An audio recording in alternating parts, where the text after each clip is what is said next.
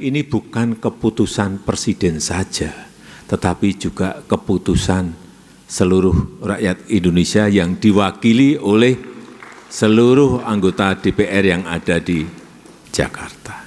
Supaya jangan ada sebuah kekeliruan persepsi bahwa ini adalah proyeknya Presiden Jokowi, bukan. Assalamualaikum warahmatullahi wabarakatuh. Bismillahirrahmanirrahim. Alhamdulillahirabbil alamin. Wassalatu wassalamu ala asrofil anbiya'i wal mursalin. Sayyidina wa habibina wa syafi'ina wa maulana Muhammadin wa ala alihi wa sahbihi ajma'in, amma ba'du. Yang saya hormati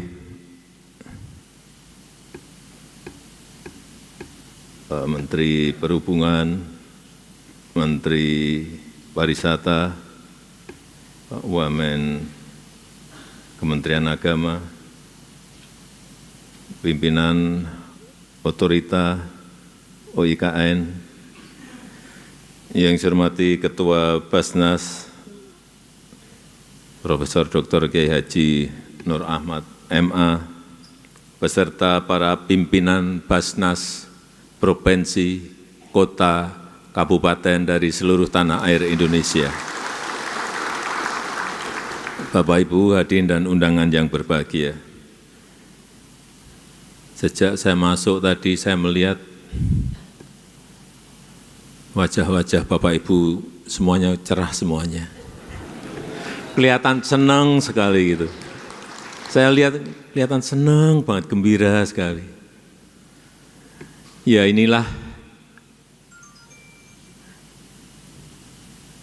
ibu kota Nusantara.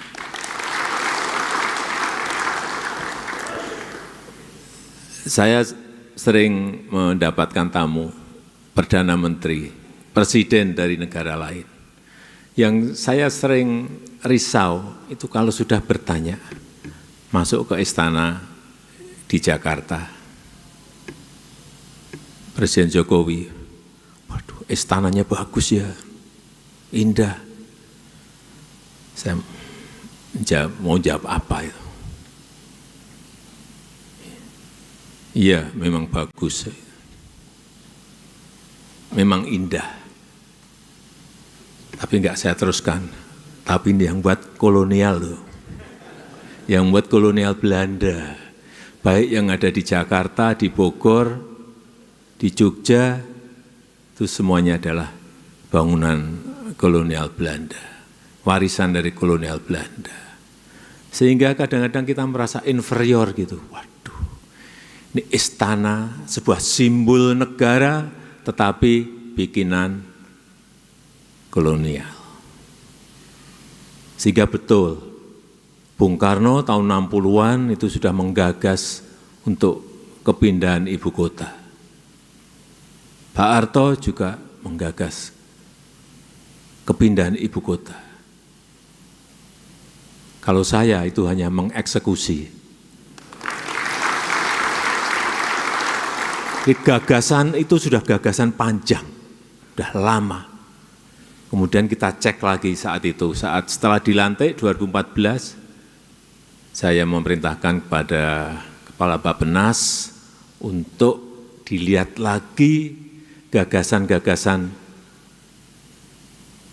mengenai ibu kota baru sejak zaman Bung Karno. Dilihat, dulu Bung Karno kenapa memutuskan Palangkaraya, coba dicek. Dan setelah melalui beberapa studi, diputuskan ada 3 kandidat calon ibu kota baru Indonesia. Yang pertama Palangkaraya, yang kedua di Kalimantan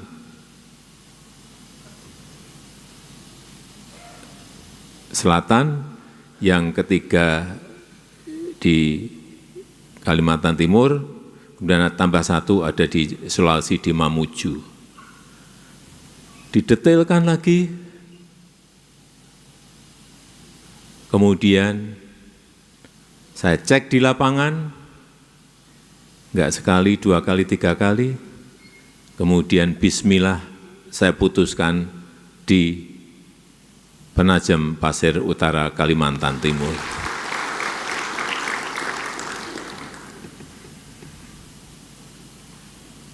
Sebuah keputusan yang tidak mudah, tetapi itulah yang sudah kita putuskan.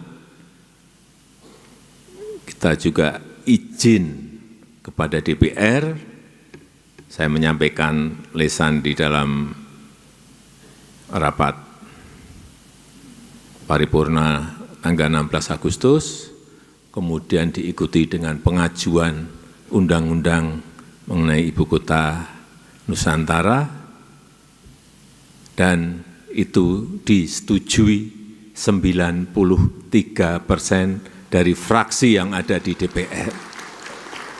Jadi ini bukan keputusan presiden saja, tetapi juga keputusan seluruh rakyat Indonesia yang diwakili oleh seluruh anggota DPR yang ada di Jakarta. Supaya jangan ada sebuah kekeliruan persepsi bahwa ini adalah proyeknya Presiden Jokowi, bukan. Itu sudah melalui tahapan yang baik dalam kita berbangsa dan bernegara. Dan kepindahan kita ke ibu kota Nusantara ini juga sekali lagi bolak-balik saya sampaikan, kita ini bukan ingin pindah fisiknya, pindah istana, pindah fisik gedung kementerian, bukan itu. Tapi yang kita inginkan dalam tonggak peradaban kita sebagai sebuah bangsa sejak kemerdekaan, itu ada tonggak pancang, tahapan-tahapan kita berbangsa dan bernegara dalam jangka menengah dan panjang. Yang ingin saya sampaikan adalah pindahnya ke sini itu adalah pindahnya pola pikir baru kita, pindahnya mindset baru kita, pindahnya cara kerja baru kita, pindahnya semangat kerja baru kita, pindahnya spirit kerja baru kita. Dengan sistem yang sudah dibangun sejak awal, karena bangunan-bangunan juga dibangun dengan perencanaan mulai dari nol, mestinya sistemnya bisa kita bangun dengan baik mulai dari nol. Artinya, nantinya ASN masuk ke sini, sistemnya itu sudah siap. Karena dalam kompetisi global, kompetisi antar negara sekarang ini, negara yang cepat akan mengalahkan negara yang lambat. Bukan negara yang besar mengalahkan negara kecil, bukan negara maju mengalahkan negara berkembang, tapi negara yang cepat akan mengalahkan negara yang lambat. Dan kita ingin menjadi negara yang cepat. Kita ingin menjadi negara yang cepat. Saya senang beberapa kali saat Basnas mengadakan acara di istana, semuanya sudah digitalisasi. Bentuk-bentuk kecepatan seperti itu yang kita inginkan dalam kita berpemerintahan di negara yang kita cintai ini. Dan sudah beberapa tahun terakhir ini Basnas selalu menyelenggarakan acara besar Gerakan Cinta Zakat di Istana Negara di Jakarta setiap tahunnya. Dan hari ini Basnas menyelenggarakan acara besar yaitu Rakornas Basnas, tapi bukan di Istana Negara di Jakarta, diadakan di Istana Negara Nusantara. Acaranya di Balikpapan, tapi pembukaannya di IKN. Saya tahu sebetulnya yang dituju itu ya IKN. Pengen melihat karena tiap hari di TV, tiap hari di YouTube, tiap hari di Instagram semua keluar semua. Kan juga banyak yang ingin melihat, penasaran gitu. saat rapat koordinasi juga dengan TNI dan Polri, sebanyak 800 peserta juga sama. Acaranya sebetulnya di Jakarta, ya sudah Jakarta saja. Enggak Pak, ini mau kita geser Pak ke IKN saja. Enggak, di Jakarta saja, ya sampaikan di Jakarta saja. Enggak Pak, ini dari Dandim, dari Kapolres, dari Danrem, dari Pangdam, dari Kapolda, semuanya menginginkan di IKN. Ya udah saya kalah, karena memang pengen sekali melihat istana negara di Nusantara. Sekali lagi, selamat datang di Ibu Kota Nusantara. Tadi sudah ada yang ambil foto di, belum? Ya nanti setelah ini, nanti kita bersama-sama. Tapi kalau mau ambil foto yang bagus itu, ngambilnya di Sumbu Kebangsaan. Kelihatan semua. Dari sini nanti bergeser ke Sumbu Kebangsaan.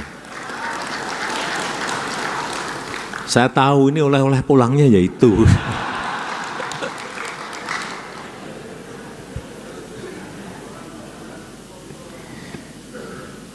Dan sejak dimulainya Gerakan Cinta Zakat di 2021, pertumbuhan zakat, infak, dan sedekah di Indonesia rata-rata naik kurang lebih 30% per tahun, seperti tadi yang disampaikan oleh Bapak Ketua.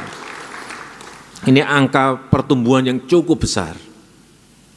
Untuk itu saya mengapresiasi, sangat menghargai kerja keras seluruh jajaran di Basnas sehingga pertumbuhan tersebut mampu terus dicapai.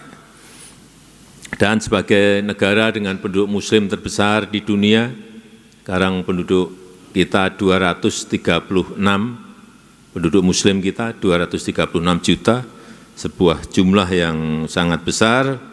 Tentu saja potensi zakat kita juga masih sangat besar untuk bisa kita gali dan kita kelola dengan baik. Oleh sebab itu saya berharap Basnas ke depan dapat melakukan terobosan-terobosan baik melalui edukasi kepada masyarakat.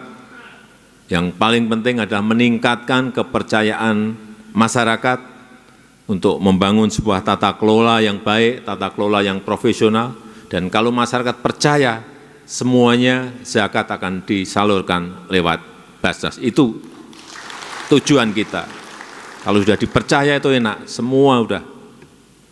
Mau zakat, mau infak, mau sedekah, semuanya lewat Basnas. Ini yang kita inginkan, karena memang potensinya, terakhir dihitung berapa Pak, Prof? 300-an triliun rupiah, sangat besar sekali. Dan Indonesia, menurut survei internasional yang terakhir, itu adalah negara yang paling dermawan di seluruh dunia. Paling dermawan, ranking 1.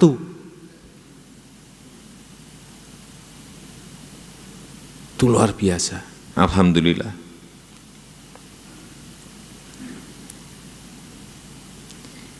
Dengan cara seperti apa kita membangun kepercayaan, membangun tata kelola yang profesional dan transparan tersebut? Dengan percepatan digitalisasi layanan yang sudah saya lihat beberapa kali di istana, yang mempermudah, yang membuat semuanya mudah dan gampang, yang menjangkau lebih banyak mustahik dan muzaki, dengan pembangunan sistem dan budaya kerja yang inovatif, yang cepat tanggap, yang tidak monoton, yang tidak business as usual. Semangat itu yang saya ingin Bapak Ibu bawa pulang sekembalinya dari Ibu Kota Baru Nusantara, yang tidak hanya dibangun fisiknya, tapi budaya kerja dan pola pikirnya. Selain itu saya juga titip, tadi sudah disampaikan banyak oleh Bapak Ketua, untuk mengembangkan program-program zakat yang memperkuat ekonomi umat, utamanya usaha mikro, usaha kecil, pemberdayaan kepada perempuan dan disabilitas, sehingga nilai manfaat dari program-program zakat bisa semakin terasa di masyarakat, bisa semakin terasa di rakyat, dan secara kumulatif bisa meningkatkan kesejahteraan rakyat kita, mengurangi kemiskinan, dan mempersempit ketimpangan yang ada. Saya rasa itu yang ingin saya sampaikan dalam kesempatan yang baik ini, dan dengan mengucap Bismillahirrahmanirrahim, Rapat Koordinasi Nasional Badan Amil Zakat Nasional tahun 2024 saya nyatakan dibuka secara resmi. Terima kasih. Wassalamualaikum warahmatullahi wabarakatuh.